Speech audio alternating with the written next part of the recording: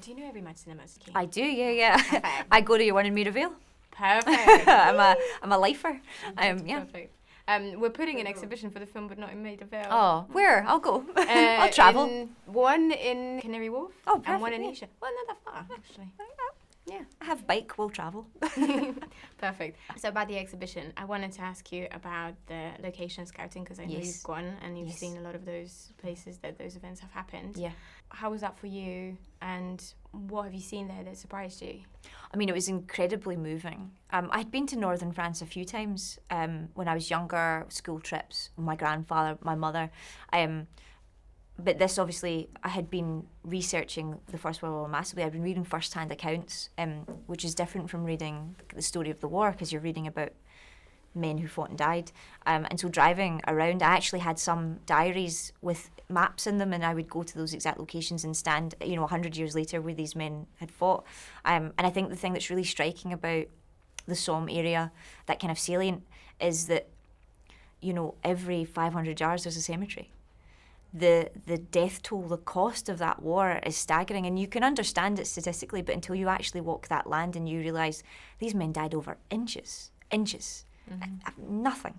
Do you know what I mean? Like fields. And it's really very harrowing, very profound. It's a really special place to go. I think everyone should do it. I think it brings home the cost of a war in a way that nothing else really can.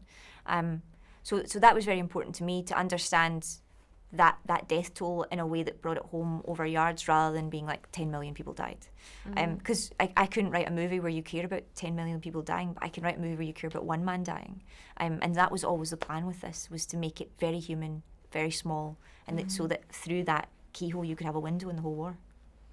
Yeah, absolutely. I'm actually curious, because I read in the production notes that you're a bit of a history nerd yourself. I am, yes. I was curious if you did actually find a lot of things that you found surprising in that process of research. Yeah. There was many things I found surprising. I think what I found surprising was the triumph of the human spirit. Having read the accounts of the horrors, then reading what the men meant to each other, you realise very quickly that these men weren't fighting for king and country, they were fighting for the man next to them. And that is something that's very profound, this idea of togetherness, which is you think of a war movie, it's about fractured, it's about fighting, it's about men turning against men, and actually what you find throughout this is it's about people coming together and putting aside their differences, class differences, religious differences, all this kind of stuff, and working together. And there's something I think very relevant about that. They were fighting for a free and united Europe, and somehow that's in jeopardy again, and I think we need a united Europe. So it's very timely as well, and that was obviously going on while I was researching it, so that was another level. The other thing I found really surprising, actually, sorry to keep going, but I went to Albert in France, which was devastated in the First World War. I mean, the town was completely, almost wiped off the map. And what was amazing was the people there having kind of their grandfathers and their grandmothers, like stories passed down. A lot of people in shops would talk to me about, oh, this happened and that happened. And someone drove me out to a field full of cherry blossoms, which was such a striking image to me. In this, they were all settled on a river, to show me where a battle had happened, and that obviously was really such a beautiful image against such horror. And you've seen the film, so you know that when I told Sam about that, he liked that as well. That's really nice that you've added that from your story. Yeah. As time goes by, some of us sort of lose that relationship with World War One. Yeah. Not as much as World War Two, as there's more of that documented on the cinema screen. And I wondered, did you feel there was a sense of urgency to do this film now, to look back at this? I feel like World War One has just fallen out of living memory. The veterans of the war, the survivors of the war, have just passed away. They've just kind of exited the world, and it's sad to think that we as a society won't have that connection with the war. I think it's so important. I think history is one of the most important subjects to really learn and study, because you can't fix the future without knowing the mistakes we made in the past.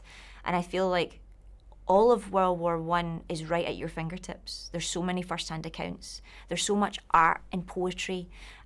because it was a completely different war from any other. It wasn't soldier versus soldier. It was human beings swept into. It was conscription on a level never before. So out of the war, you have incredible artistic movements. You have all this kind of like the birth of kind of new creativity comes out of this horror. And so there's so much there for you to go and look at, but you have to make the decision to go and look at it, because it's not on your phone. So you have to actively decide, I'm going to read this book, or I'm going to go to the Imperial War Museum or the Tate Britain to see the war artists, or I'm going to go to France. And I think it's important as a society to remind people that. So I do think there is a sense of urgency about not losing our connection to the First World War.